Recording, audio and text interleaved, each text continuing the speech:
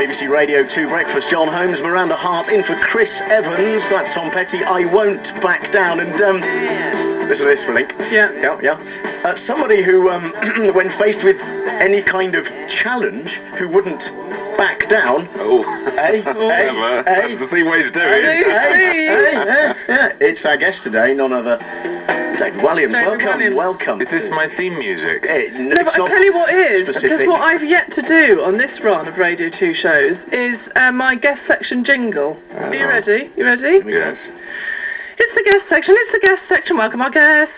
Well, it's wonderful. Please promise never to sing again in public. Okay. Lulu's not going to like that tomorrow. She ain't going to like it. Okay, thanks. David Dame Walliams. Thank you. A national treasure, hero and inspiration. To who? To me. Oh, thank you. Yeah. Before we hear about the swim, Doctor Who, other careery things like that sketch show Little Britain, what was quite good, we want some quick fire questions. No good at this. It's Chris Evans. Is he on holiday nearby? Can he come back? I'll go and fetch him. Fine. I nearly said quick fast questions, but that's what quick fire questions are. Yeah, they are fast, you see. So we like to get to know the man behind the television personality. So first question is, you ready? We ask this to all our guests. Okay. What's your favourite cheese? Cheddar. Easy. British cheese. Don't like any of this foreign muck. No, I mean, it's this weird thing. When I was swimming, the thing I craved more than anything was cheese and pickle sandwiches. Really? And I don't know why. And when I swam the channel, the first thing I wanted when I got out of the water was, can I have a cheese and pickle sandwich? Do you crave them in everyday life or just when you're doing... I do really like them. Right. But I crave them more when I'm doing something physical, as you well know, Miranda. Indeed, David. Right, easy. You should have got, knowing that from the first swim of the channel, you should have got people lining the Thames to throw in cheese and pickle. Well, what happened is I asked for cakes. Yeah, I know. And then I did get a lot of cakes, almost too many cakes. Anyway, this is quick fire. Yeah, quick fire. What's your favourite JLS? I don't know. The one that can do a backflip. Oh, yeah. Because I'm always impressed. I was thinking, how on earth could you do that? Because in my whole life, I couldn't even do half a backflip. Well, I don't mean to be rude, but you're sort of a heavy person. Right. Where's this going? Whereas I think you're talking about Aston. As the fifth member of JLS, I know this.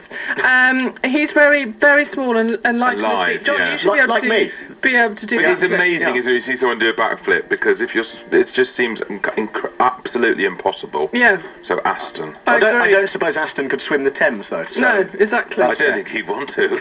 No. Also, he doesn't need to. Have you got a question, John? I have. When you are knighted, inevitably, Sir David. Well, of course. When you're damehooded, what will you say to the Queen? That came in on Twitter. Well, I'll probably explain who I am, because I think she really doesn't know who anybody is. Because she met Anton Decker at an ITV party and went, do you work behind or in front of the cameras? Well, who doesn't know who Anton Decker is? And she met Chris Tarrant. She said, do you work behind or in front of the cameras? He went, in front of the cameras. She goes, I only watch television at the weekends. He went, I'm only on at the weekends.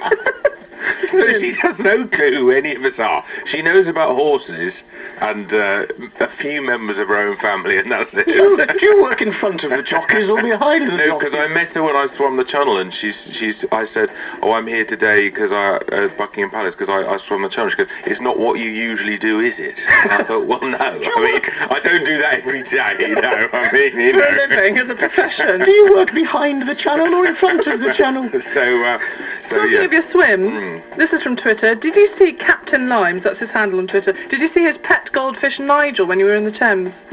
Well, I was looking out, as you can imagine, over 140 miles, because that really was the purpose of the swim, if I could find this goldfish.